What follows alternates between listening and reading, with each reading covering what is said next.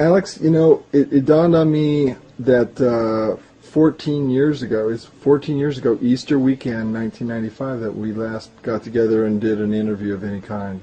So I had no idea it was the same weekend. Yeah, Easter weekend. Wow. 14 years later. An interesting coincidence. Yeah, it is. Well, it's a pleasure. Sorry it took 14 years to do it again. I'm glad we're getting the chance today. Hey, so, in the last few years, there's been an awful lot going on in the United States, and I think a lot of people have changed their view of what the United States is really all about. I think they've come to realize that some of the things that we've been doing, that we've allowed our government officials to do, haven't really been in our best interests. Well, tell me about your perception about the direction the United States is headed. Well, the country is always a reflection of its people.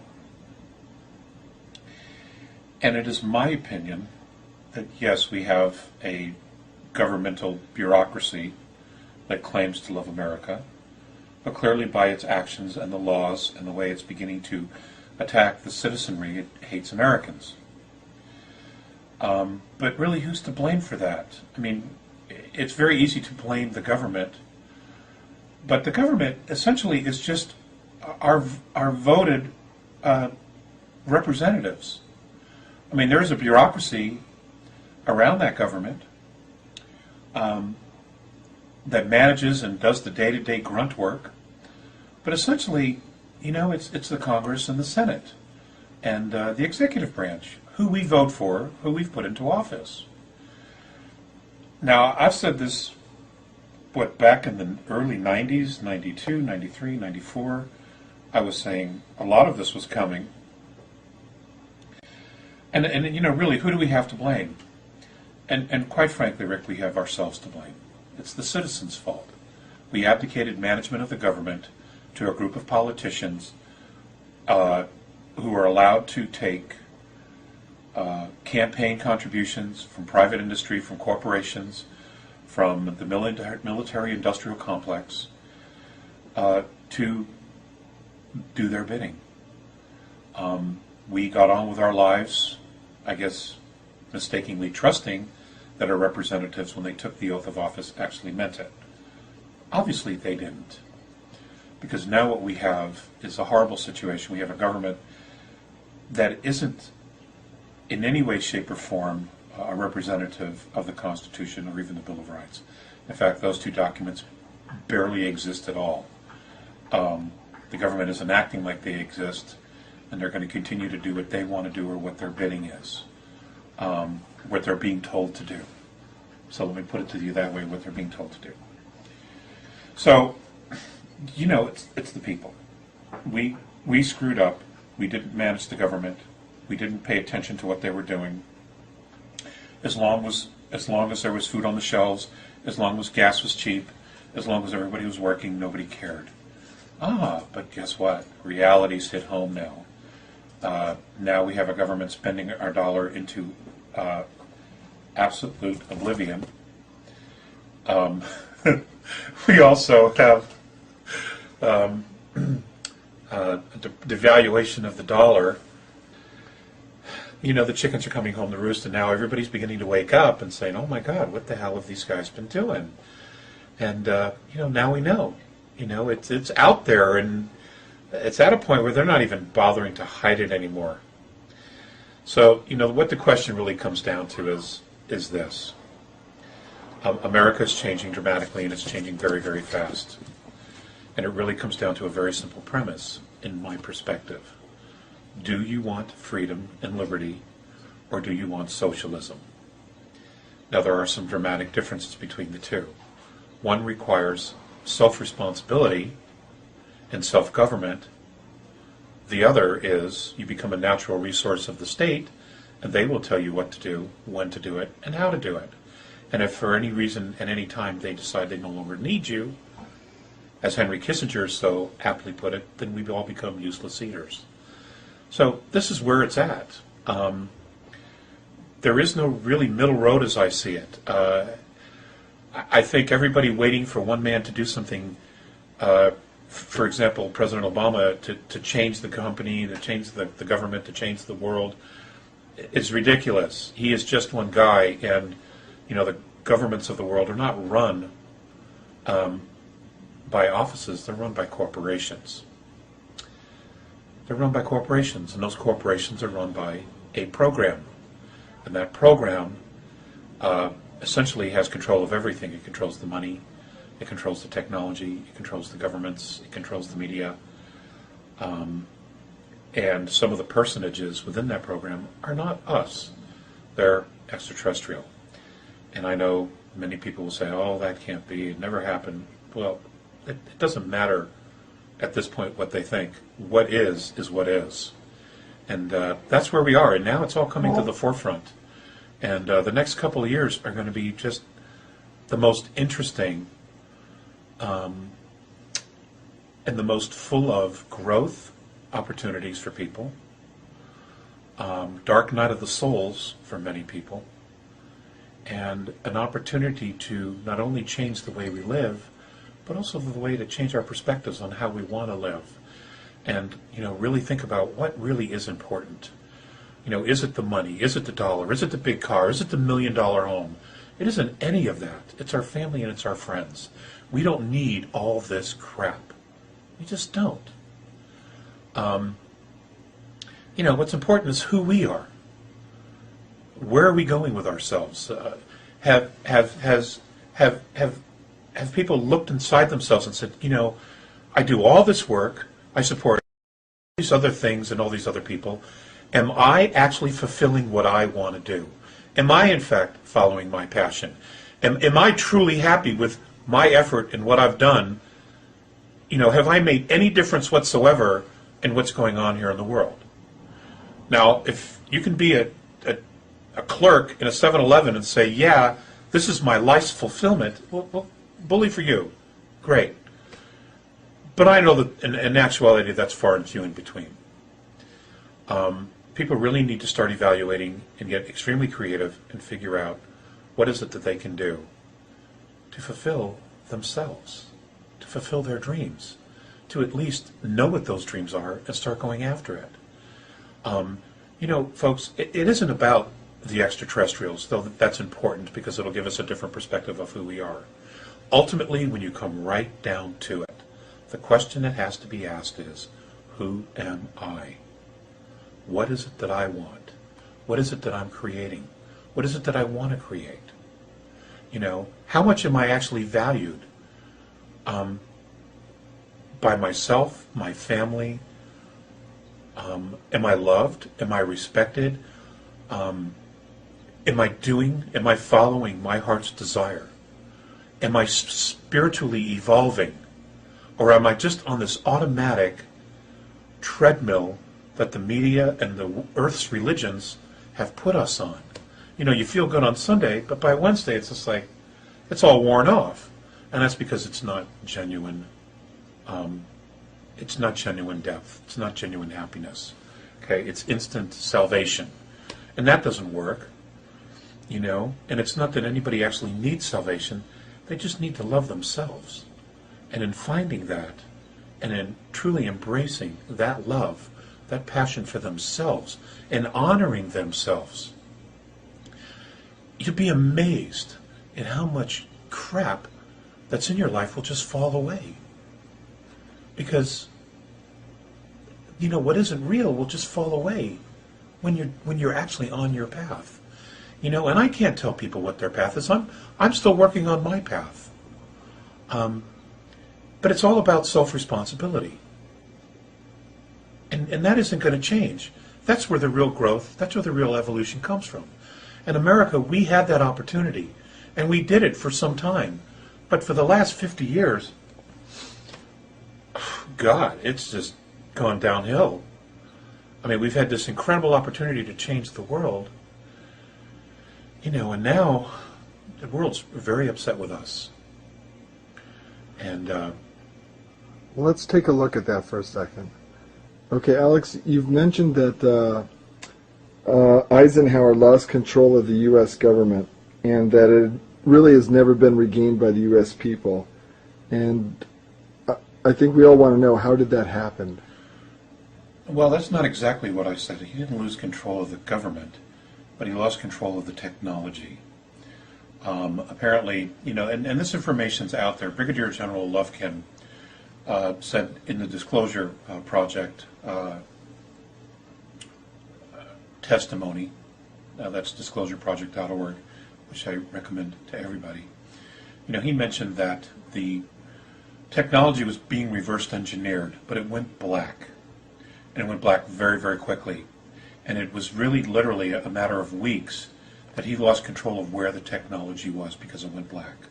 And a lot of that had to do with deniability for not only the executive branch, but the government as a whole. Now, who's actually managing this? And this is where I think a lot of people are confused. A lot of people think that the government has this technology. The government doesn't have this technology. We paid for it, but programs have this technology. A lot of this technology was reverse engineered by programs created by contractors, government contractors who have this technology, and then a program was built above all of this, probably with the help of the NSA, because to this day nobody's ever read their charter, so we don't know exactly what they're mandated to do other than snoop on everybody, okay? That's where this technology is. It isn't that the government has it. It isn't that Obama can get his hands on it and say, okay, I'm taking it and I'm giving it to the people. It isn't like that at all. If you remember, Jimmy Carter tried to find out about extraterrestrials, and it was George Bush Sr., who was then director of the CIA, told him, sorry, Mr. President, your classification, your clearance isn't high enough. This is documented. So he couldn't find out anything. Bill Clinton did exactly the same thing. He tried to find out, but he was given limited information because he didn't have the clearance. Well, who can give the president clearance for this? Right? Who authorizes clearance to the president to know about this stuff? Well, if he doesn't know about it, then who does? Who's managing the information if the president of the United States doesn't have access to it? Clearly, there's your secret government. Those who are managing these programs, because they have this technology that's thousands of years in advance of what we're using commercially. We have no access to it. Our elected officials have no access to it. The government has no access to it. Okay, but these programs exist nonetheless, and we are paying for this. Okay, the taxpayers, but we're not deriving any of the benefit of it. That is your secret government. Everything else is smoke and mirrors. Okay, what's coming down the pipe now is the fact that they have this technology and they're basically making choices. They're deciding what kind of society, what kind of world we're going to live in, who stays, who goes, what areas go through war, what areas stay in peace, which natural resources are going to be taken over. All of this is being managed by the program. And let's take a jump back to John F. Kennedy. This is not something I've ever said publicly, but if you recall, one of the things that John Kennedy did, one of the first acts he did, was to abolish the Special Operations Coordinating Group within the National Security Council. The reason for that, I believe, or I should say I have been told, is that Eisenhower told him that that is the issue, that is the area where he lost control. So John Kennedy disbanded it. What's interesting is after he was assassinated, Johnson reinstalled that group. Now, who is this group? Who is the special group? Nobody knows. Nobody really knows who they are. Administrations come and go, but rumor has it they stay. They stay and they manage all the data, all the information, everything. For example, also during Kennedy's administration, he signed an executive order in June, 11110, I believe it was, executive order, authorizing the United States Treasury to print interest-free money. Started with 5s and 10s. That executive order, in fact, is still on the Federal Register and it has never been repealed, but we don't do anything about it. The government doesn't do anything about it, and the Treasury isn't doing anything about it. Who is doing it? The Federal Reserve. And the reason you won't ever find the Federal Reserve being audited, or they won't allow you to audit it, is because they have created trillions of dollars to fund the secret space program. that McKenna, this kid over in England, found out about. That's the deal. That's the reality of the situation. You know, and you can go pound your head on a wall, you can do whatever, but that's it. That is where our secret government is. It is there, it is real, and it's managing everything at this point. And they really don't give a damn what the people think. They really don't. They have their own agenda. And they're doing their own thing. We don't need the space shuttle. We haven't needed it forever. There are many people out there talking about special spacecraft, Tango Romeo 3 Bravos, Tango Romeo 3 Alphas, etc., etc. These are all very real spacecraft. They, in fact, do exist. And they do have some solar system travel. We are so far along, it's amazing. And in one sense, we can be proud of that, but in the other sense, where is the technology? Why isn't that we are still being strangled by oil companies? It's ridiculous. Because they fear an economic collapse? Well, we've printed the dollar into oblivion. The economic collapse is coming anyway. So why don't we just release the free energy and the technology that they have, you know, to power homes, to power cities? Let's just do it, because they're destroying the economy of the government, of the country anyway, by printing the dollar into oblivion. And that is going to happen. You know, you can't fix debt by creating more debt. Who ever heard of that? And then if you look at the history of economics, there is not a single fiat currency that has lasted more than 64 years. Ours is the only exception, but here we are. You know, here we are. We are about to hit the wall in the next 18 months. So, again, it comes back to the American people. Ladies and gentlemen, what do you want? What kind of a country do you want? Half of you don't even vote. You don't even register to vote. So, literally, you folks have taken yourself out of the game completely. Your attitude is, it doesn't count, it doesn't matter. Well, you know what? You're right. It doesn't matter because enough of you aren't participating to make the change. We have still the ability to make a dramatic change in this country and to change the direction. We can go to our state governments and say, okay, you need to withdraw your support for the federal government. You need to hold them accountable to the 10th Amendment. You have to remember that it was the states that created the federal government, not the other way around. Okay? That's what has to happen. We have to remind them who's in charge here. The citizens created the states created the government. Okay? It was a government of the people, by the people, for the people. Not for the government, not for private industry, not for the military-industrial complex. That was not it. That is nowhere in the Constitution or the Bill of Rights or the Declaration of Independence. None of that is in there. Okay? It was about us. And if we don't reclaim it back, we are going to lose the country. We're virtually there. In many intents and purposes, we have absolutely lost portions of our country. You know, who knows what's really going on? It's an absolute travesty. But instead of turning on each other, what we need to be doing is we need to unite. We need to come together with a very common focused purpose, not rioting, not killing. None of that has to happen at all. It's a question of just restating to our state governments, we want change. We want you to rein in this government. And whatever it takes to do that, you do it. And you know, if all the 50 states got together, we could make this thing change right away. But that's what happens. Remember, the people created the state, and it was the states that created the federal government. It is not the other way around. I want to know what involvement ETs played in Eisenhower losing control of the military-industrial complex. I don't know that they had any. I don't know that they had any control at all, or they intervened in any way. They wouldn't necessarily have to.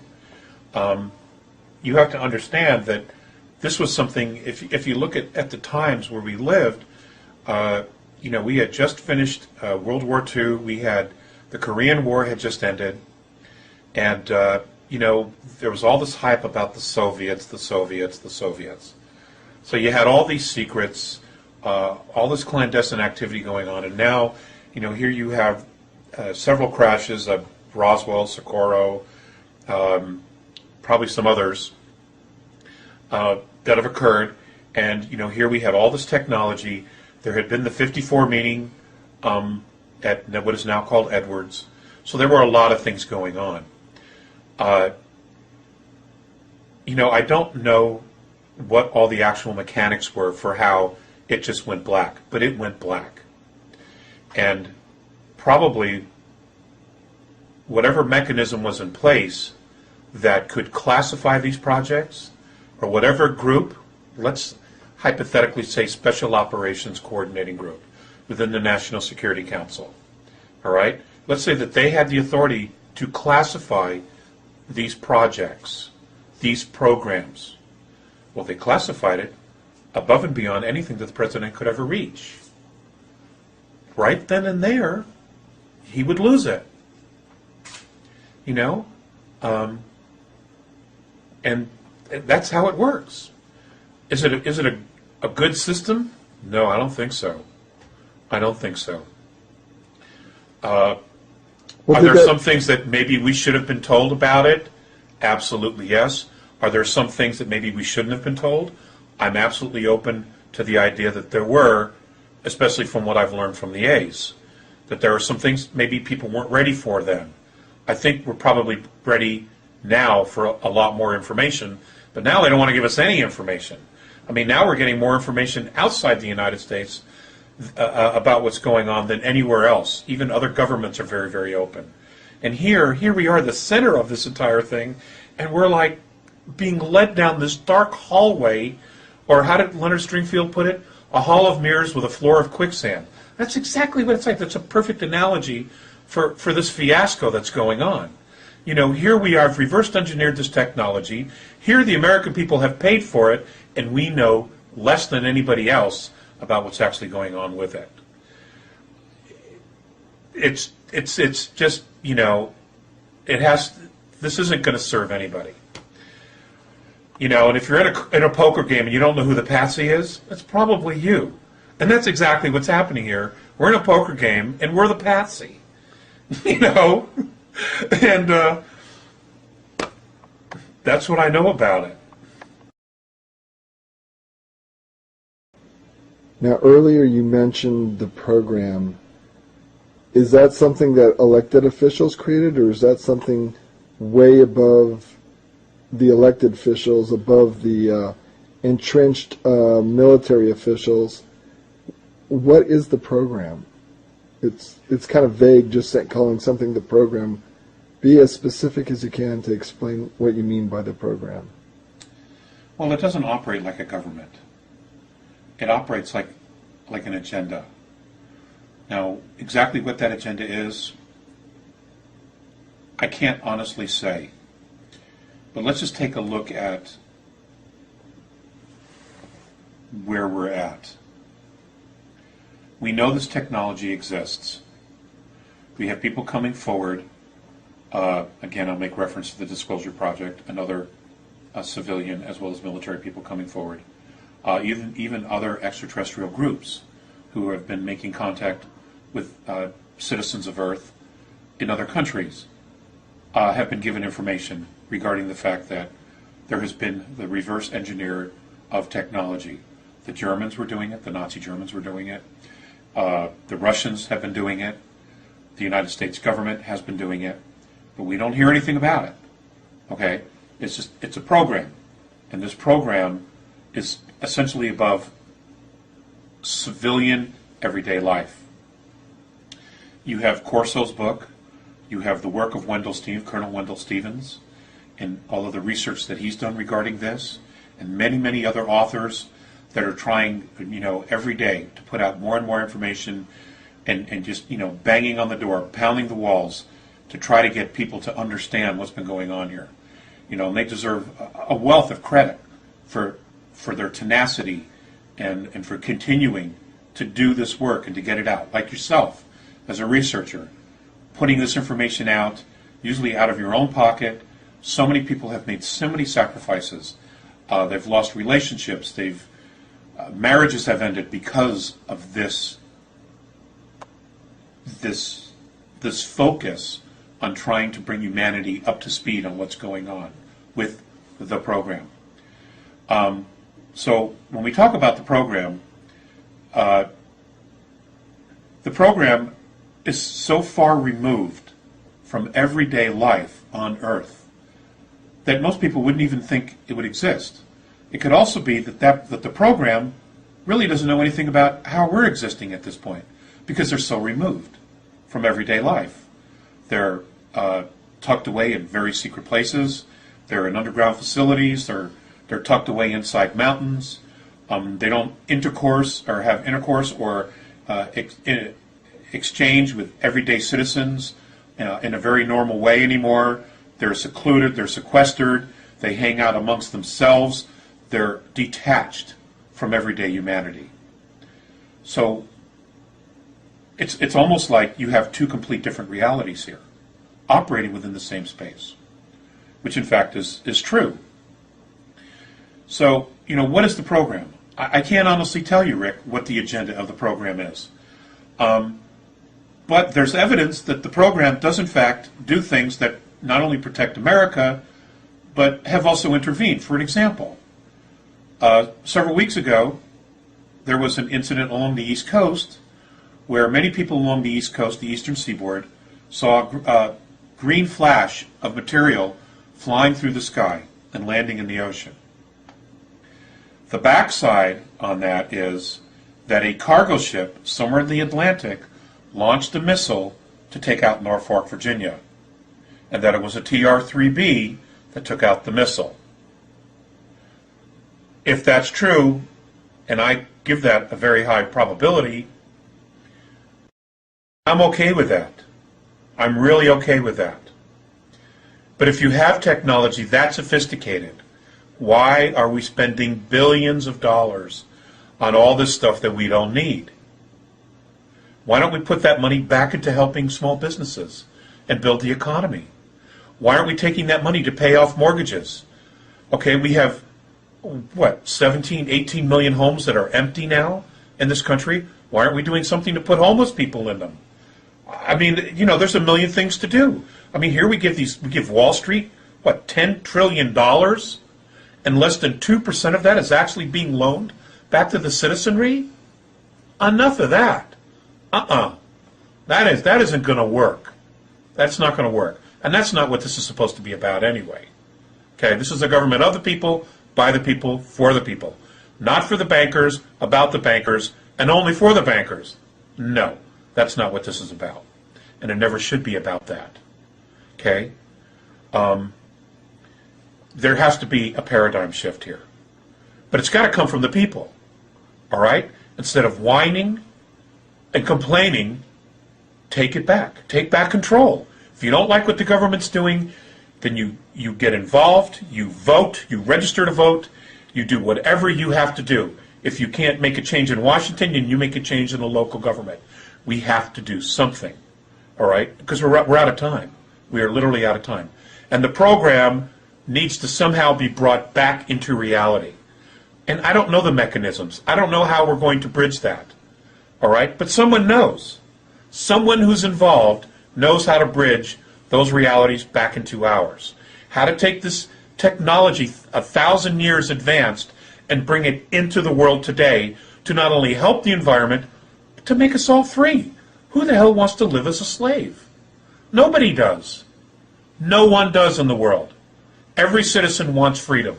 Every citizen wants their children to grow up free. My children, your children, the people listening to their children, at this point, their children will never know the civil liberties we know. That's a tragedy. That's a tragedy. And it doesn't matter who dropped the ball or where we dropped the ball. The fact of the matter is the ball has been dropped. And we have to do right now, we have to take it back. Okay, so the program, I don't exactly know how to answer that. I've given you the best information that I have. It's complicated. It is just so complicated, Let me ask you, within the last year, you've spoken again with the Andromedans after 5 or 6 years of deciding that you didn't want to be involved for a while, that you needed to focus on your own life, and you had other issues that that kept you from wanting to be involved and be the public spokesperson and the messenger for the Andromedans, but in the last year you've been able to speak again with them. Have they had any input for you that's helped you understand how we might find our way out of this? Well, the contact that occurred was really about re-engaging. It was about getting to know. It was about creating a bridge again. It's important to understand that I chose to take the break. And there were a lot of things going on in my life, but I also, it became very difficult to walk the two worlds, number one. But number two, I had to do some searching. I had some maturing and some spiritual growth to go through. I had my own dark night of the soul, for the lack of a better word. All right? And I needed to go through those things in order to get to a place where I could create a new life for myself, a better life for myself, be more secure with who I am and what my place is in the world. And it was important for me to refocus on my family. That always has to be my priority. And it is my priority. The information that they've given us in the past, they've pretty much spelled it out. It's about taking responsibility. It's about advanced maturity. It's about taking time to get really quiet, for one, to hear their own frequency, and to just engage with themselves, connect to their soul. You know, it's about not seeing yourself as a physicality, but it's about seeing yourself as a physicality, as a spiritual soul, as a totality, not just flesh and blood. You know, we're not some mistake. We're not some pool of chemicals that magically turned into this. You know, that's not it at all. There is a grander scheme here. There is a definite divine purpose for everyone that's here and other worlds. But it's up to us individually to want to know what that is, to search that out. And that's what it is. And you know what? You can't ignore it, because it's all the systems that we've created on ego that aren't real, they're all going to collapse, because they're not going to survive, because they're not real. What is real? Okay? When you talk about creating a reality that is sustainable, is it about the natural resources? You know what? If the military-industrial complex, if the governments of the world were truly honest, we could change things within a year. We wouldn't be taking any more natural resources from the earth. We have enough already. It isn't about the population. It's about the fact that they can't control everybody. They're just spinning it. That's all it is. They're just spinning it because they're incompetent, because they're not capable of doing it, because this is not the agenda. This is not what it's about. Earth was not meant to be a prison, and we were not meant to be slaves on our own home. That isn't going to work. Okay? But at the same time, we have to step up as people, as fathers, as brothers, as sisters, as husbands, as wives. We have to step up. As citizens, we have to step up and take responsibility. And we have to be really clear about what our priorities are, you know, and about what's right. You know, I have a great respect for anybody who's in the armed forces, but it's important to note, especially to the young people, when you became the soldier, you did not surrender the citizen. You are still a citizen. And when you finish your tour and you get out of the service, guess what? You're a citizen again. So whatever rights you took away from people, guess what? When you become a citizen, you've lost those rights too. Okay? It's important to remember that. What are you doing when you take an order? Is it good? Is it the right thing to do? Because it will come back to haunt you. You know? And you know, we can't turn on each other. That is not what this is about. This is about standing tall and standing together and making sure that we move with a common purpose. It's not about creating a civil war. We don't need any of that. Okay, people will want to do that because they're so angry. They want to just lash out and furious in anger. Take that constructive energy, take that anger, and do something really positive with it. You don't have to destroy. That's only going to create more polarity and make things 100 times worse.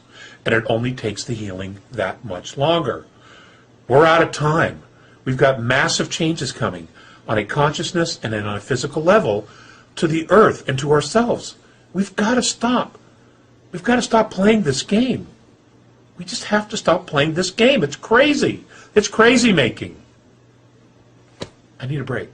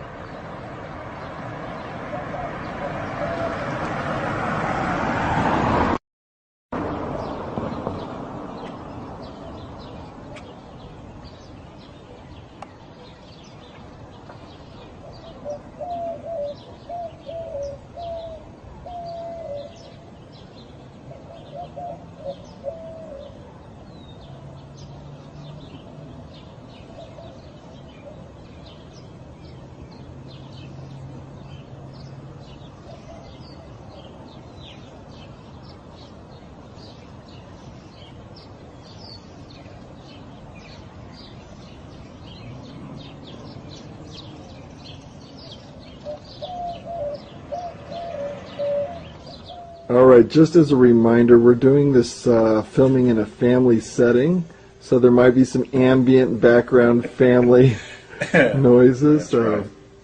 How will the movement of our solar system through the galactic plane affect our solar system and Earth and us here on Earth? Well, I wasn't alive the last time that actually happened, but here's what I've been told. One of the biggest concerns is that it has a very, very strong gravitational field. It also has a magnetic field. It's also an area, because of its magnetic field, where there's a considerable amount of debris.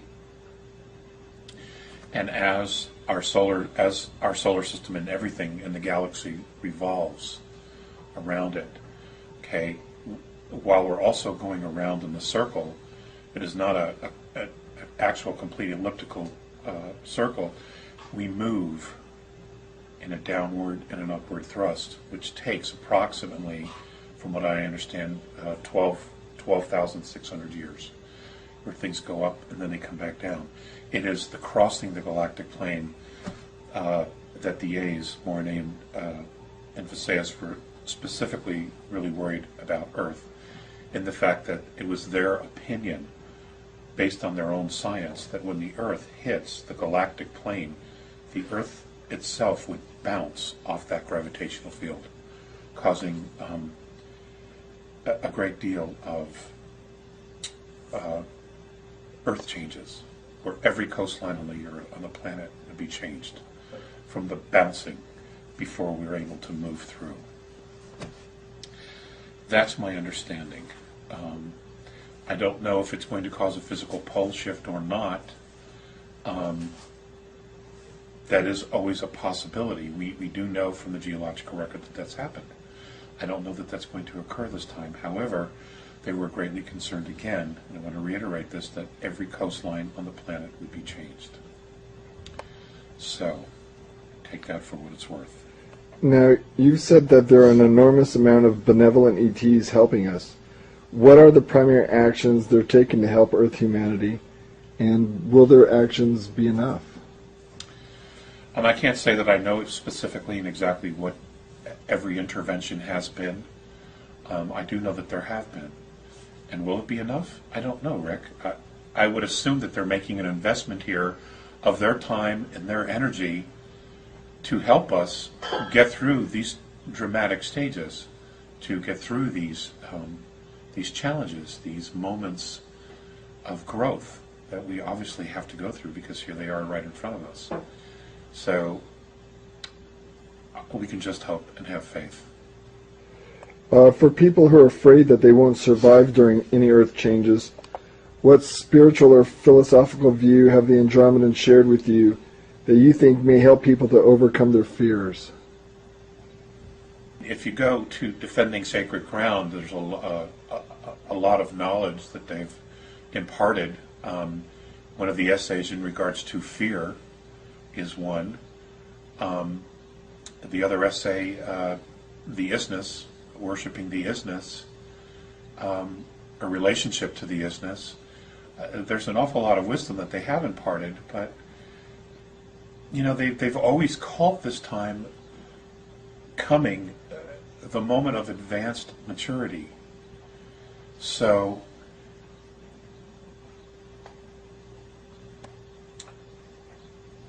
I don't necessarily know how to answer that question. I know that I'm not going to be living on the coastline.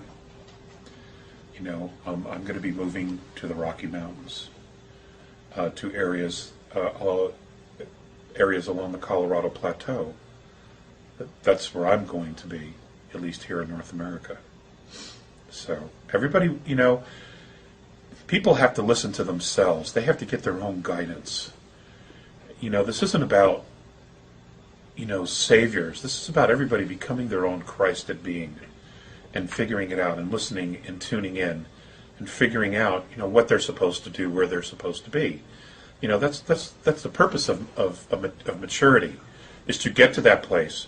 For example, Rick, we can go back to the question that I asked many, many years ago, what was going to happen to us? And their response was to become totally self-confident and free, to unconditionally be responsible for oneself without being coerced to accept some higher authority. And that's it. That's the essence of advanced maturity, is getting to that place and just knowing. Just knowing. And I'm not here to teach people that. That's I never would have signed up for that. Not the way, the Earth civilization has treated its, those kind of teachers. They've been ruthless with them. I never would have volunteered for something like that. In terms of survival, though, we talked a little last evening about it, and you said survival is a false premise. What did you mean by that? In a spiritual sense. In a spiritual sense, the physicality is just a moment. You're here, the only reason you experience physicality is to learn lessons, to gather knowledge, to experience all kinds of things, from spiritual, emotional, mental, physical, to gather data, to educate your soul. I know a lot of people have a very difficult time with the concept of reincarnation, but I have absolutely no doubt that that is the way that it is. That we don't die when our physical body stops working. We move on. We go somewhere else, and many of us come back, and we live again, and we learn different lessons and create different scenarios to provide us with the lessons of knowledge that we want in order to educate our soul. This isn't new knowledge. People long before, for thousands of years, have been talking about this. And the reason I believe that those kind of teachings have persisted is because they're right. And it doesn't make sense to me. It would never make sense to me if I were the creator of all, to give people, souls, one lifetime, 70 some odd years, on this planet to figure it all out, to get it right, that'd be impossible. You know, it would absolutely be impossible to do. You know, especially when it's as screwed up and twisted as it is. So, you know? So to kill in order to survive doesn't make sense in terms of... No, it doesn't make sense, because you know, the whole idea of advanced maturity, moving into spiritual advanced maturity, is to learn how to create love. Because that's the ultimate lesson here, is you create love, you leave a legacy of love. Nothing else is real. It just doesn't stick. It doesn't, I mean, it seems real because you have so much emotion tied to it, but it isn't real. It doesn't last. The effects of it don't really last. It's a difficult thing to explain, and I wasn't actually prepared for the question. That's all right. So you slipped that in there. But that's about all I can say on it at the moment. Alex, what did you mean when you talk about our human DNA unlocking? My understanding from the A's is that certain cosmic events were going to occur and or could be manipulated by benevolent extraterrestrials, where they apparently have some technology that would allow cellular memory to release within our body. And somehow that would create a reaction of total physical remembrance, not only for the body, but also for the mind and for the soul. Now you see, when the soul attaches itself to the body before birth, it attaches to the central nervous system. All right? Now that is where apparently we have, well, that's the soul's connection to the body. That's where it connects. We have all kinds of cellular memory within our body. Our DNA, it passes from generation to generation to generation to generation. Now, our subconscious mind knows a lot of this, but our conscious mind doesn't. And then there's a lot that's in there that neither can recognize, so basically it's dismissed. But the body has memory. The cells have memory, which they call cellular memory. And apparently the body knows how to heal itself, can heal itself. It can create physical changes on its own if it's just allowed to or given a command to do so. And my understanding is that we are coming to that point where things like that are going to begin to happen. We already know that there are children being born in the world today that have 3 strands of DNA, some even more. Has there been tampering? Has there been intervention? In some cases I would have to say probably yes, but in other cases I would say no. It's the body beginning to overcome all of its limitations because of a desire to continue to thrive. The body will make adjustments, which is why so many different races are so interested in us, because our bodies are incredibly adaptable to environments and changes, regardless of the fact that we've been manipulated. We're very strong, you know, and our desire to continue to live is very, very strong. And that's not simply just will, you know, that's also the body wanting to continue. So that's what I have to say about that. Alex, I got a tough question for you. How do you answer skeptics who cite a number of predictions that you've made in the past about future events that have failed to come to pass when you suggested they would? Well, first, Rick, I'm glad a lot of them didn't happen, quite frankly. I think we would be in a very different world than we are today. Number 2, many of those possible events, when they were presented to me, were presented as possibilities, or a very strong probability. In my immaturity, when lecturing and putting this information out in the 90s, you know, I was running a lot of fear. I was being harassed by governmental agencies. I was being followed. My phones were tapped. There were a lot of things going on. I was losing jobs left and right because I was putting out this type of information. There were a lot of things going on in my life at the time. You know, I'm the only one who could take responsibility for that.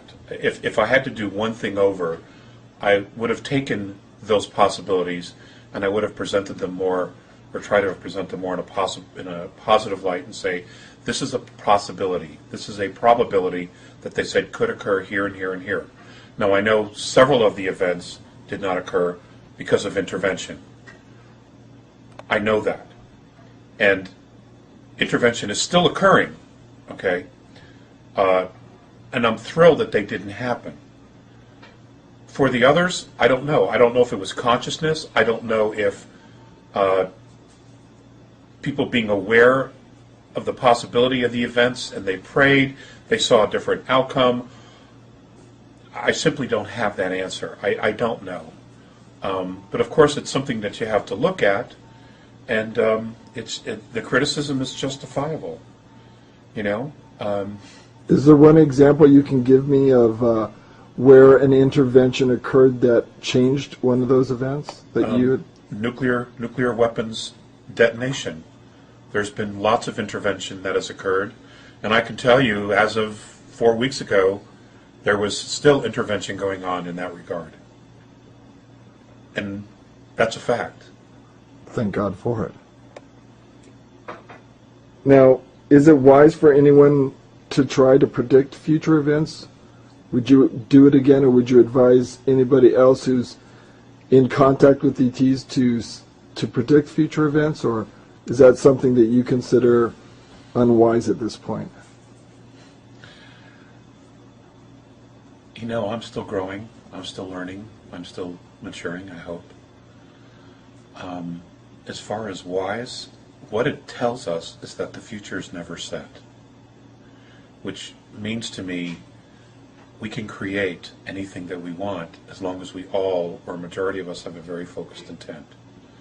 That's what that tells me, and I'm extremely encouraged by that if we can get enough people together to decide on what kind of a future, what kind of a life and planet we want. I mean, this is clearly, you know, the law of attraction at work here.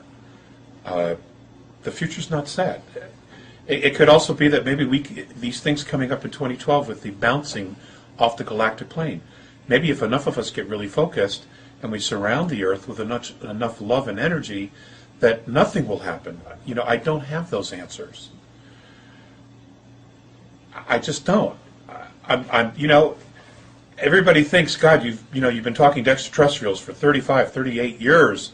You know, you've got all this knowledge. That's true, but you know, I have just as many questions as well. You know, some of the conversations we've had have been extremely one-sided, where I'm shared information and I'm not able to ask enough questions. So,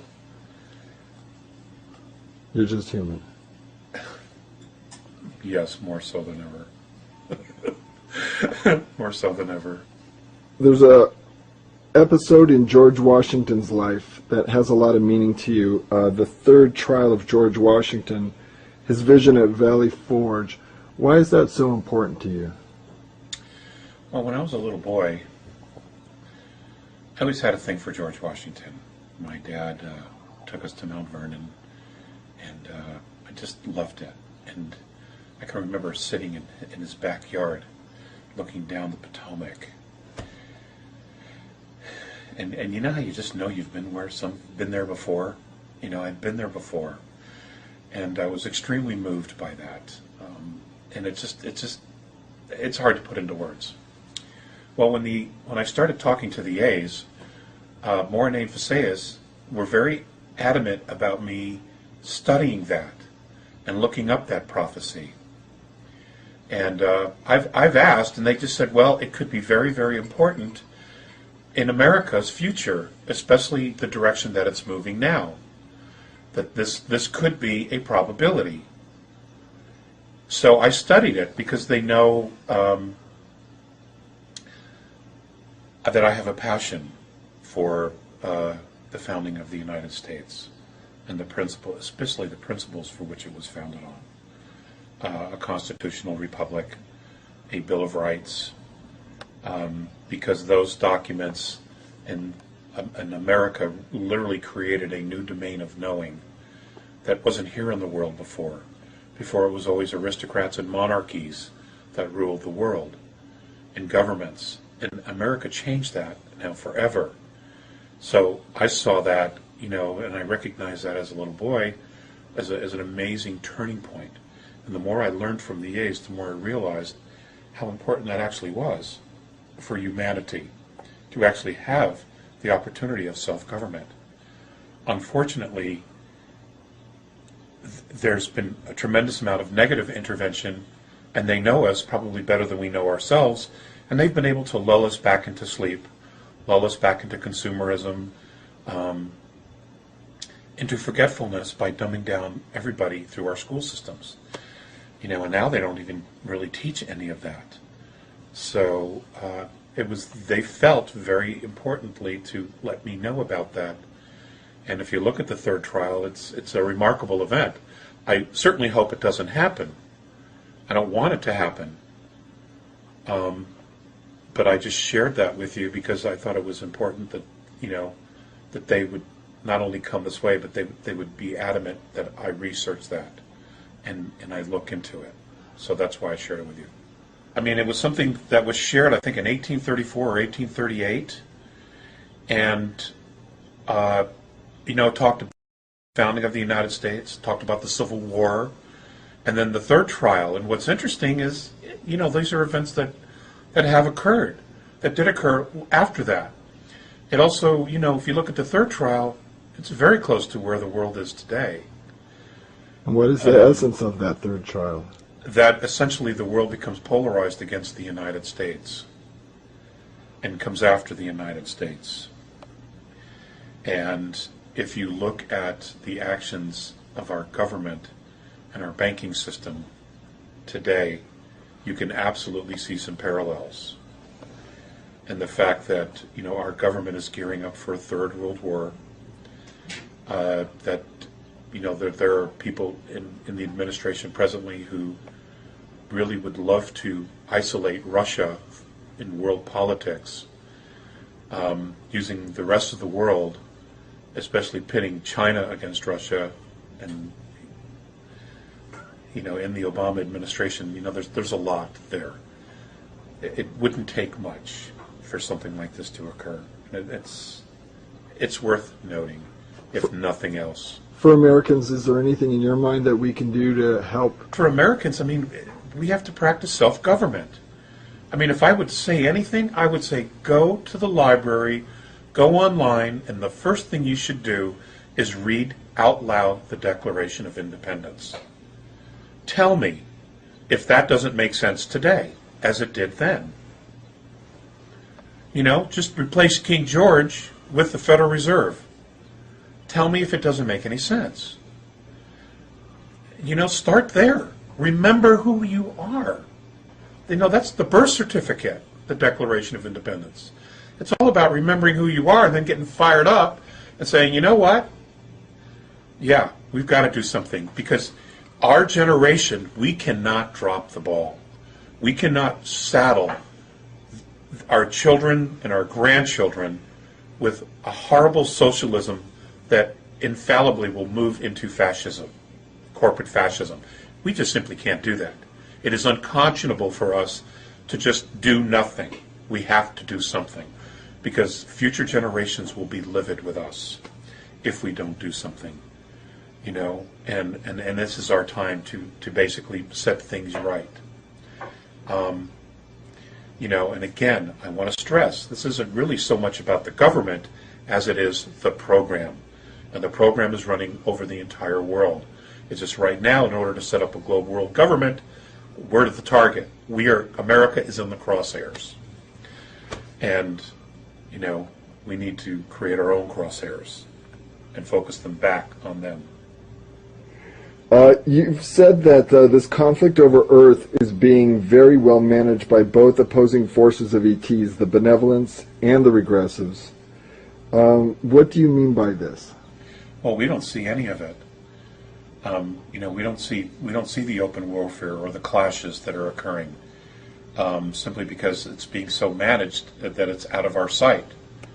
Some of it is actually taking place on a higher dimensional frequency that we don't actually see it. But there have been incursions into third density, that we are in fact aware of, which is why there have been recovered crashes, because they've been shot down. So it's being well managed, both sides, so both sides can do what they want to do, and at the same time we're being allowed to move in a specific direction. Okay, now I got a tough one here. We're not trying to contradict anybody else's belief system here. We're just speaking about the Andromedans. But according to the Andromedans, in our ancient past, Earth was moved by the Pleiadians. How did they do this? And why is this important? And also, why is it so controversial? What is so controversial? Well, the concept that the Pleiadians are imperfect, that they've made mistakes in the past. Well, they've all made mistakes. I mean, that's called growth. That's called maturity. You don't know the right things until you've done the wrong things. You don't know the path until you've experimented with different logic, different ideas, different philosophies, different methods of implementation of thought and creation and worship. I mean, that's what life was created for. That's what physicality was created for, was to experiment, to enrich our lives with experience, and to worship the extraterrestrials as our ancestors did in the very, very ancient past. It would be stupid. It would be the wrong thing to do. And the reason for that is this. Yes, they have incredible technology. Yes, they have enormous wisdom about space, about life, and there's a zillion things they could teach us. But they have gotten there the same way we're getting there, by making mistakes. That doesn't mean they're gods. That doesn't mean you bow down and you worship them. They have made their mistakes, and in many of them they're still making mistakes. Now, the reason you've asked the question, obviously, is that the A's have been somewhat critical of the mistakes the Pleiadians have made in the past here on Earth.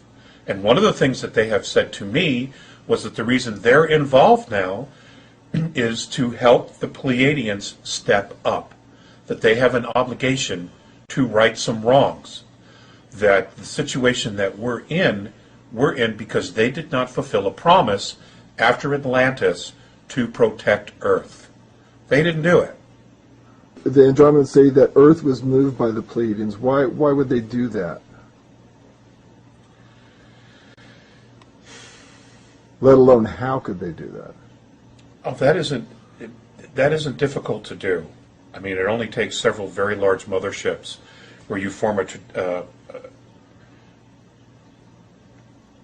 grid around the Earth, and you can literally use the gravitational field and pull it or move it forward. And that isn't difficult. Solar systems are built today by extraterrestrial races. They can do that. They can, bring moons that are just floating out in space and put them around planets. They can move planets closer, further. They can take an ice planet, move it closer to a star so that the ice melts and now there's water. They can do all kinds of things. This type of engineering, planeteer engineering, I don't know that there's actually a word for it, can be done and has been done. And it's the same here with Earth. There was a point where we were actually too close after a direct hit with another planet, and they were able to move it further away from the sun, which was a good thing. Okay, so this can be done, and that in itself was not necessarily a mistake.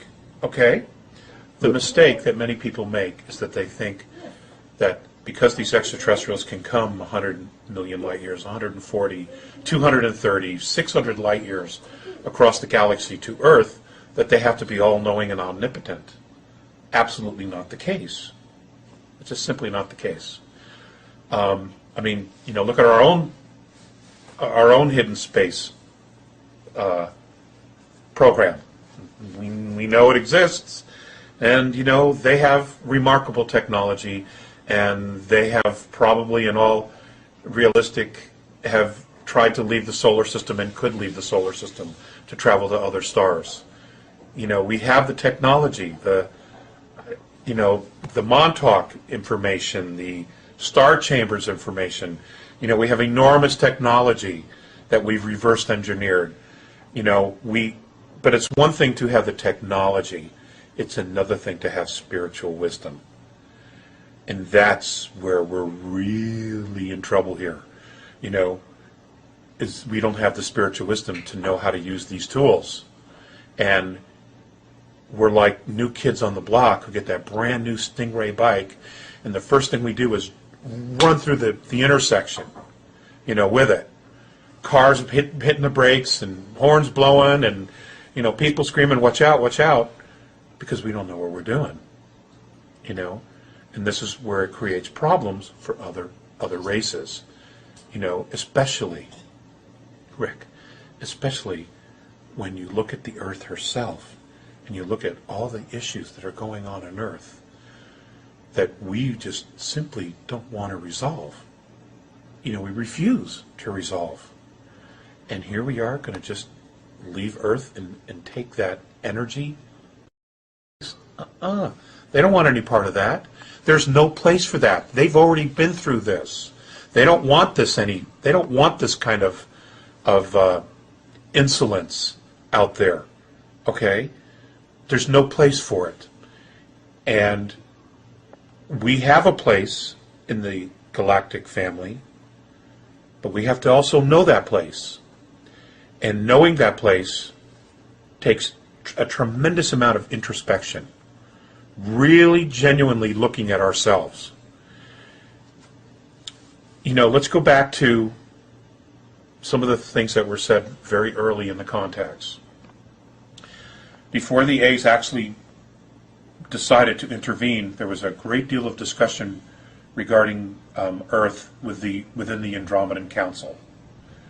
Now, that is where a lot of planetary systems meet. It isn't run or owned by the A's. It's a location, so they call it that. Okay, it's easy for everybody in that area to meet there. And there were many that were opposed to doing anything to help us. And let's focus on those reasons. They don't respect themselves. They don't respect each other. They don't respect their home planet. What is their value? Now let's look at the Earth. Let's look at ourselves today. Has it changed any? Has it changed any?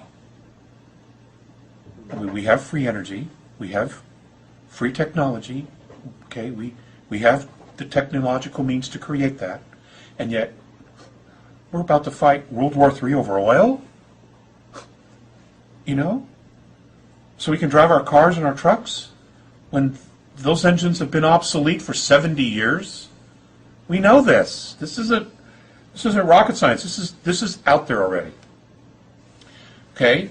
We're looking at a war over water when instead of feeding the military-industrial complex, we could be building desalination plants all over the world so everybody could have water, so they could grow crops. But are we doing it? Hell no. Why would we want to do that? Why would we want to empower people to grow food and take care of themselves? Then we can't control them. This is what I'm talking about. This is what I'm talking about. So back to the Pleiadians. Let me get a little history on the Pleiadians. Tell me about what Atlantis was and how the Pleiadians were involved in it. Atlantis was an extraterrestrial colony. There were many races coming and going. It was kind of the analogy that I've been given was like a truck stop. You had planetary systems moving in and out of our galaxy, and this was one of the stops. One, because of its location. Two, because of its minerals, its amazing different type of life forms, and many of those life forms were brought to Earth in full form, just so you know.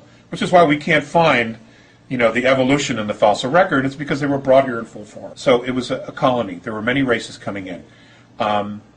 Many of them were human, many of them were not. There were all kinds of experiments going on here.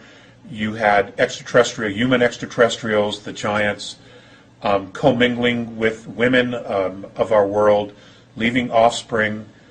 Many of them became royal lines. Others were hunted down and killed by other races because they were half-breeds. So and if you remember in the early notes, VA said that prejudice was an extraterrestrial perspective. This was something that we had been taught by the extraterrestrial races themselves, which clearly shows, they had some maturing to do. They were going through a growth curve. Hopefully all those races have, but apparently not, because we still have some regressive races that are here doing their thing. Hiding behind us, essentially.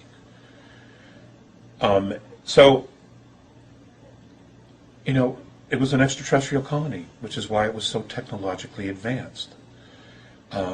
People were coming and go, races were coming and going, and that all ended in a war, in another war. And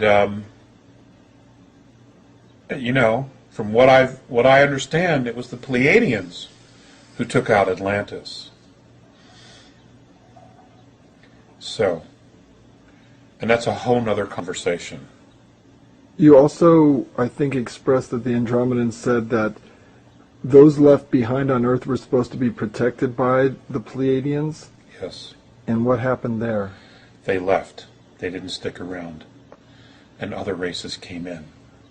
And not only took refuge, but created underground colonies for themselves, and essentially began the very slow process of managing us, controlling us, and at some point they started using us as a natural resource. Are those the ones that have created the program, as you call it? They're a very integral part of the program. That is correct. How has the moon and those other races associated with the moon affected Earth humanity, and what's the history there? Oh God, that's no small question. What I've been taught was that the moon showed up somewhere around 11,600 to 12,000 years ago. It was brought here, and we know it's hollow. It came from, I believe, Ursa Minor, from a star system called Chauta, and it used to be a craft of some sort. And in the early years of space travel, many of the planet-faring races now, when they first started, they didn't have all the natural resources to build huge craft. So what they would do is they would use smaller craft, and they would go out and try to capture moons, asteroids, things like that. And then what they would do is they would move them into their orbit safely, and then they would hollow them out and use them as spacecraft. Build the craft on the inside, so now they have all the raw materials they need on the outside. Build the craft, a propulsion system, your life support systems, things like that on the inside of these moons, and then they would use that as the craft. As opposed to using all of your natural resources to build the shell of the ship. They didn't have to do that now, all right? It's just really smart. So, briefly, that's the story of the moon. That's dealt with in Defending Sacred Ground. Now, the Aryans, the Meldekians, how are they associated with the moon? And who are they? Well, they're essentially the same. You know, if you look at the Aryan race per se, it's a combination of Orion,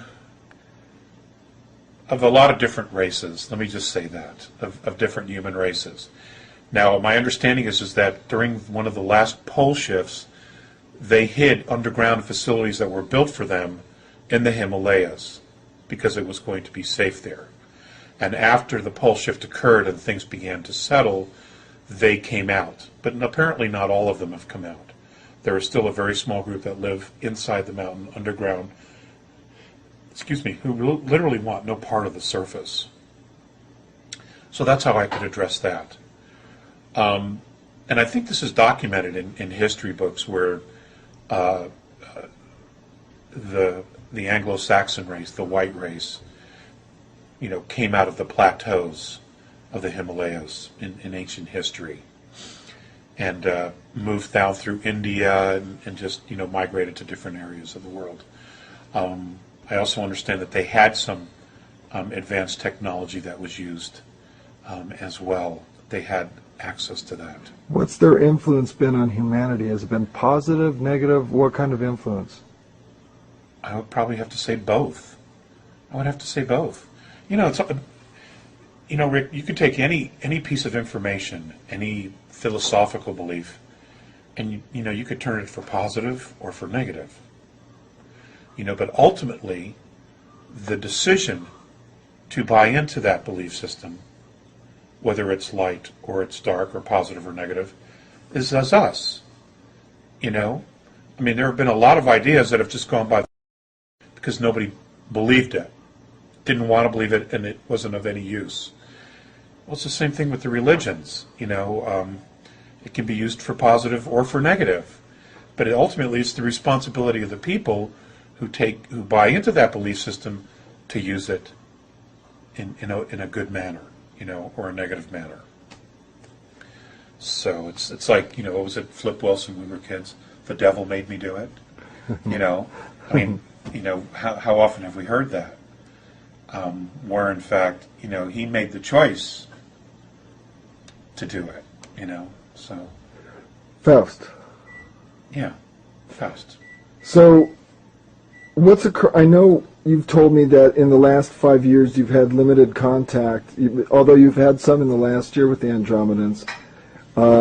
But according to what you've come to understand in previous years about the moon, what's been occurring there in recent times, say the last 50 years, you've stated that the NSA has been operating bases on the moon since the spring of 1958.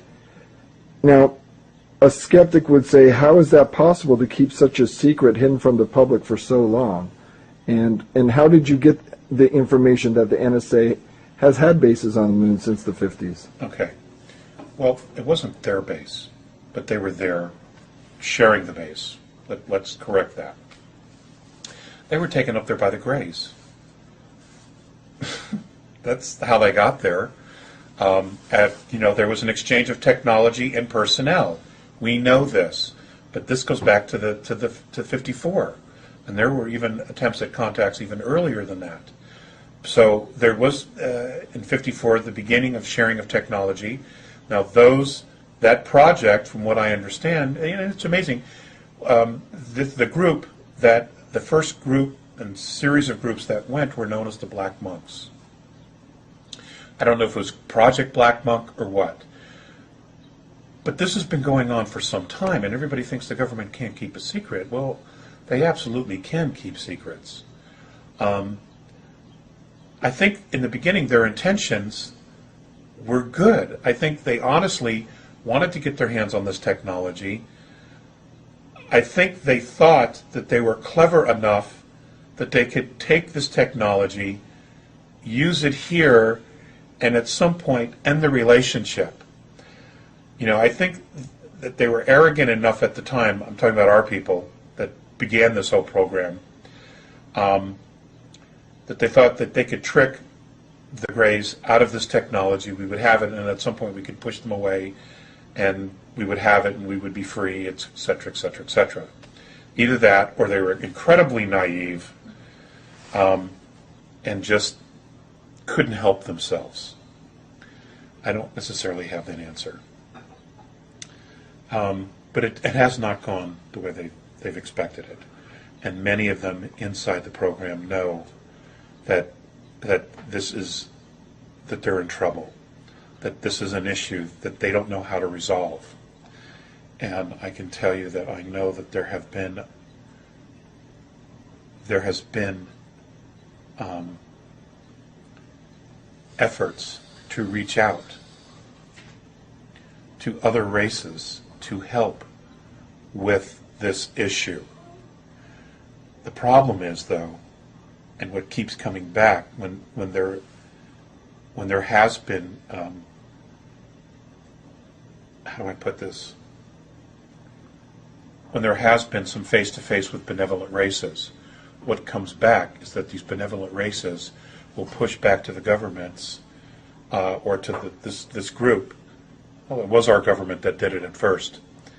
They say, look, you signed a treaty. You agreed to all of this knowingly. You know, it's your responsibility. And apparently we were warned, you know, not to go with these guys. So it's kind of a dilemma, actually. And but at this point, the benevolence will intervene. I absolutely believe they will intervene for the sake of humanity and not the sake of world governments. You know, they're going to do, I believe, they're going to do whatever they can to protect the people, not the governments. Was the 1969 moon landing a fake, or was it real? I don't believe it was a fake at all, no. Why haven't we gone back since 1972 or 73 to the moon? Well, I don't think it was because of lack of interest. I think it had to do with the fact that we were told not to go back. Who told us that? I don't even want to get into that. I don't want to get into that. Next question. All right. Okay. When Mornay shared with you their understanding of the relationship with the isness, which is like what some of us might call the one or God, they call it the isness, back in 1995, what was your reaction to it? Awe. My reaction to it was awe because of the simplicity and how clean it was. And I immediately saw some parallels between what the Native American and other indigenous people had practiced as far as being a part of nature and appreciating nature and the grandeur of nature and watching nature and understanding the power and the presence of it, not only to heal but to create wisdom and to educate about who we are in our physicality. You know, for example, what most people don't understand is many of our herbal treatments that have been used for thousands and thousands of years. The indigenous people learned from the animals by watching the animals, knowing what plants to eat when they weren't feeling well. You know, I mean, we take it for granted because we think we have, you know, modern medicine, but most of modern medicine is recreating extracts found in the plant world. That's all it is. Except, you know, their stuff is really tweaked, you know, and it creates other problems for the body because it isn't real. Okay, Alex, critics of contactees often make the argument that the whole ET UFO phenomena is simply a ruse by attention seekers to create a cult following and pseudo-religion around themselves. Now, how would you answer these types of critics?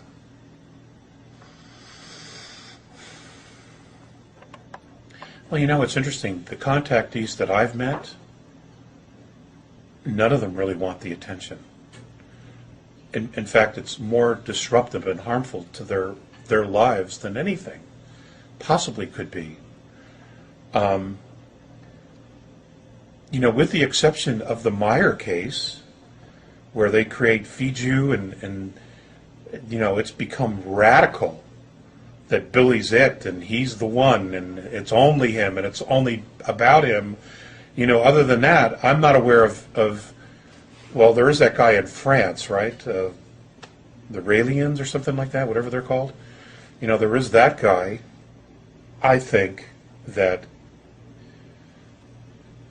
for the love of the planet, most contactees who have come forward share the information because they believe it will help.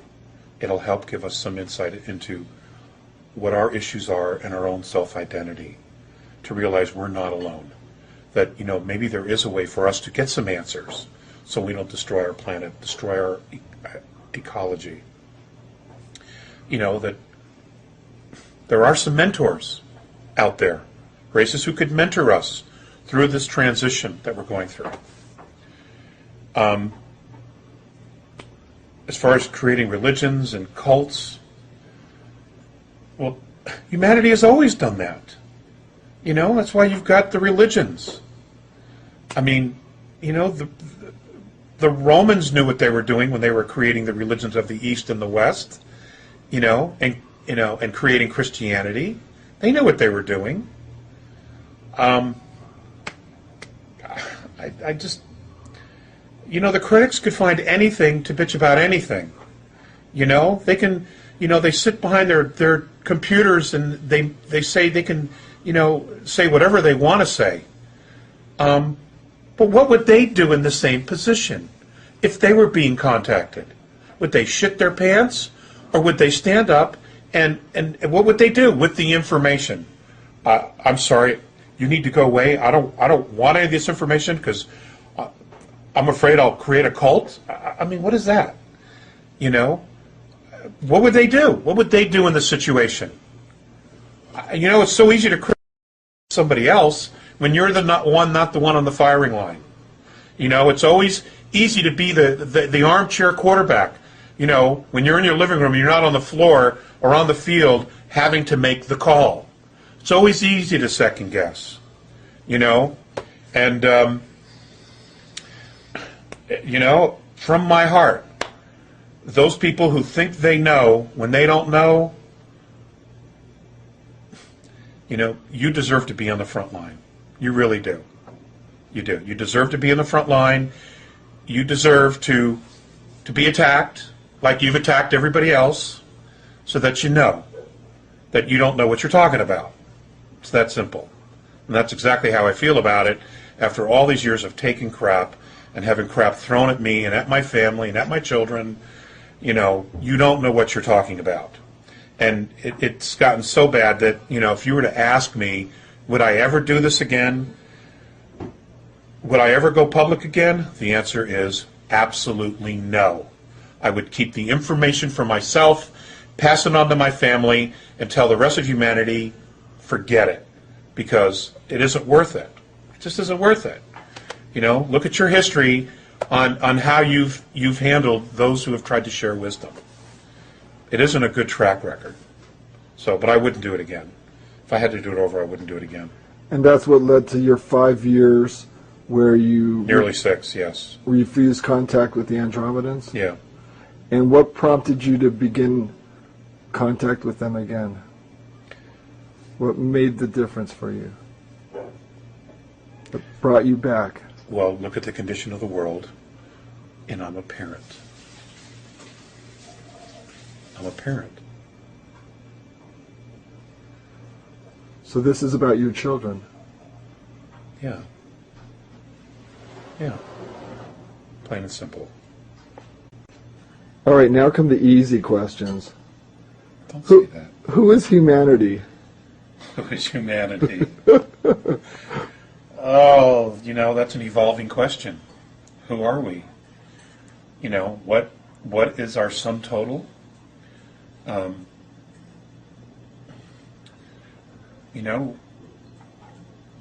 We've come from humble beginnings,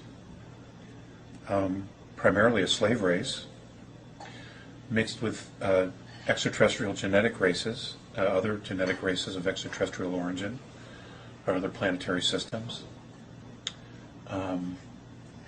Been experimented on. Just, that's the $64,000 question. Who are we?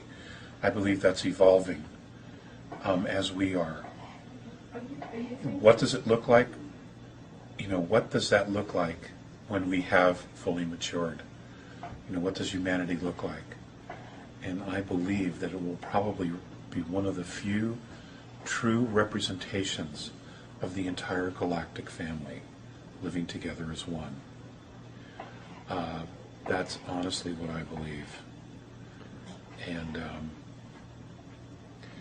through our physical body types, through our skin color, through all of our genetics, it's remarkable potential. But we're evolving. We're moving closer to that. You've also mentioned that some of us are from a higher frequency, a higher dimension. You've talked about the Patal. I was told that in the Andromedan perspective, and this information was given to them by more advanced races than their own, in a harmonic or frequency density higher than theirs, that there is speculation that many of the souls on the planet come from a group soul called the Patal, and that group soul were also known in history, in antiquity, galactic antiquity, as the founders, who had moved through all the dimensions, through the different physicalities, and evolved spiritually to get, I guess, to the highest level. And some have decided to leave eternity and fall back into the concept of time, which is where we are today, where allegedly they are today, let me put it that way, here to help uplift and change, this harmonic, what we know as third density, and to move it forward. And as we move forward, it creates a graduational type of procession of uplifting of frequencies for the others as well. It's an evolution, and allegedly that's what they think.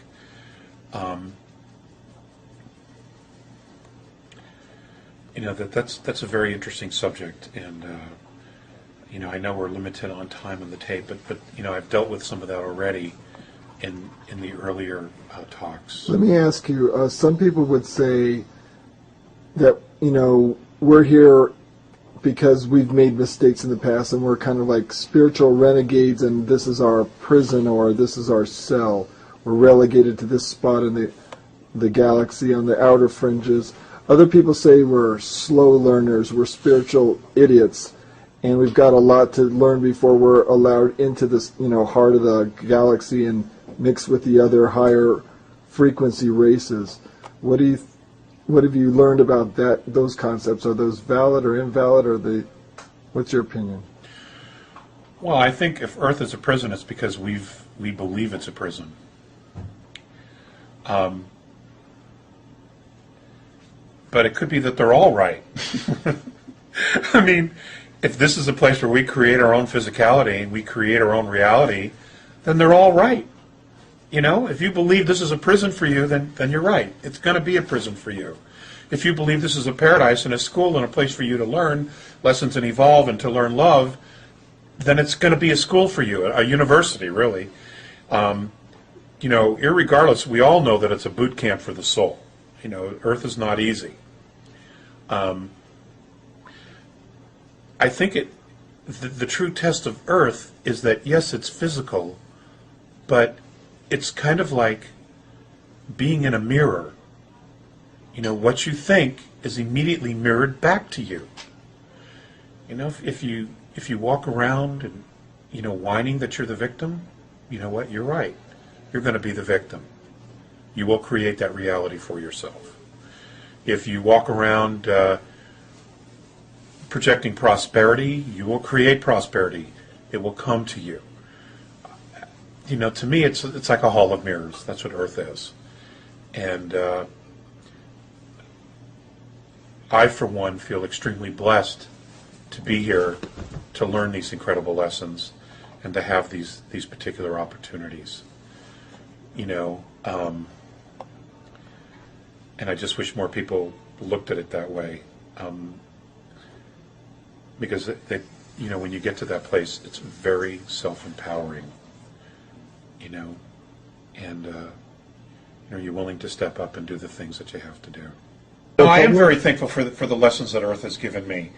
But, in hindsight, with all the things that we have to go through to learn to love, to feel, to be responsible, to experience anger and hate and abuse of power and all those lessons that we all go through many lifetimes here, would I add that additional class of, dealing with an extraterrestrial race on a planet as paranoid as this? And the answer is no. Now, earlier you said that you're convinced reincarnation is a reality. In fact, you were even given evidence of reincarnation by the Andromedans. They showed you something when you were young, something about your life history, your past. Can you share a little bit about that? And can you tell me a little bit about how our consciousness chooses what life or body to inhabit? And you've also talked about that Van Allen belt and that it plays a part in reincarnation as well in terms of your understanding of it. Let's talk about reincarnation for a little bit. Tell me what you feel about reincarnation. When I was a kid, they had put this cap, it was almost like a metallic type of a yarmulke on my head. And immediately monitors came out of a wall out of nowhere, and I started being shown scenes of lifetimes. And this information was coming out of my own head, even though I consciously had no idea or a way to even tap into it. But I knew it was me. I mean, I was emotionally involved with every scene that I saw, and I knew that it was me. And, that's not something that I can explain to people. You either just know or you don't. Well, I knew that was me.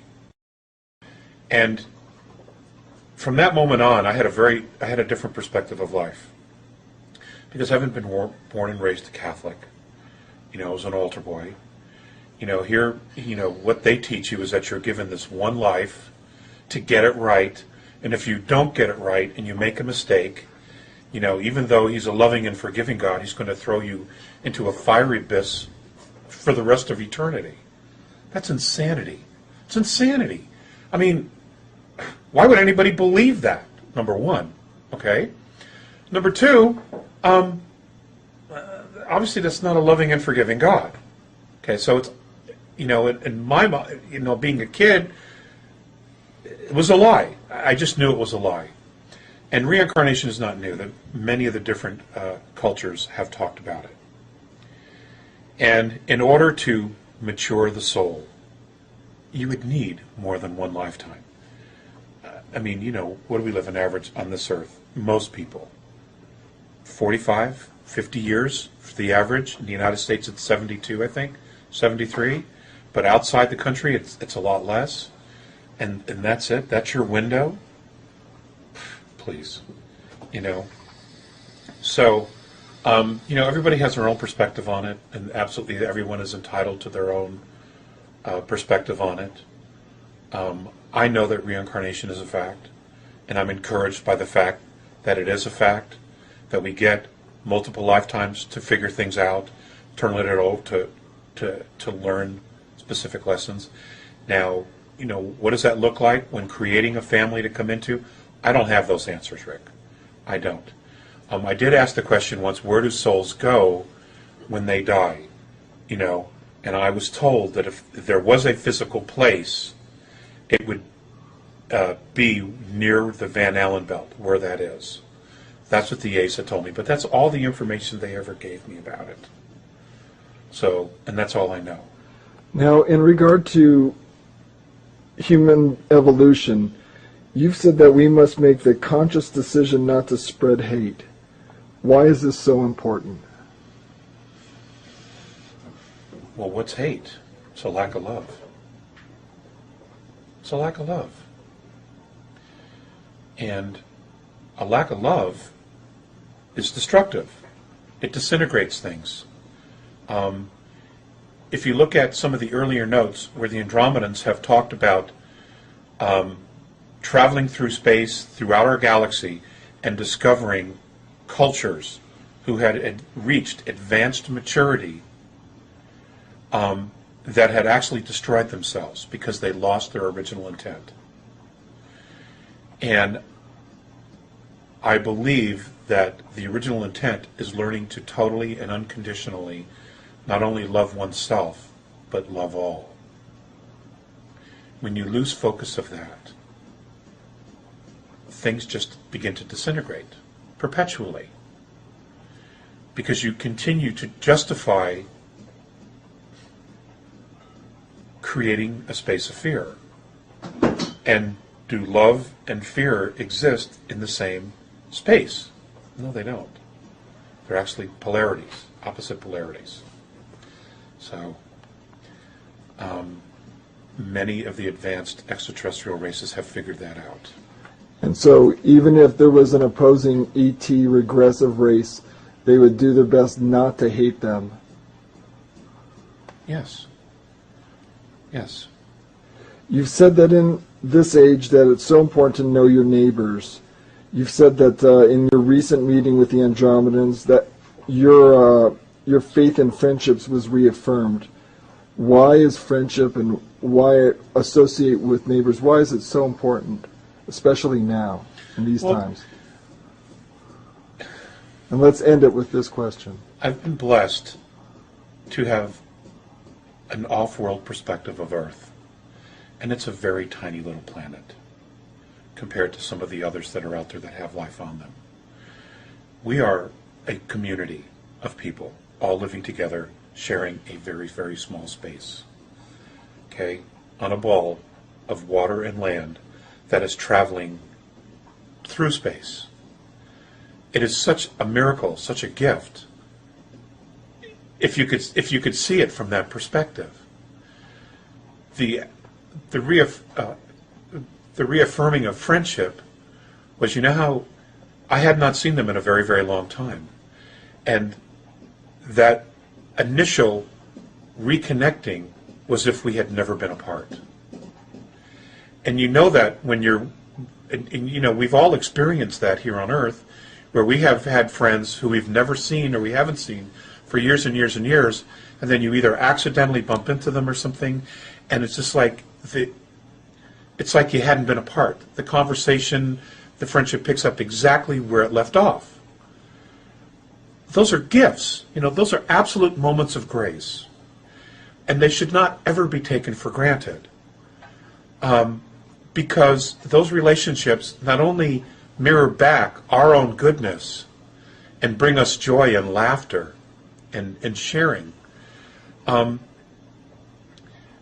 but they help complete us, you know, and reaffirm, you know, our purpose and see good in people every day.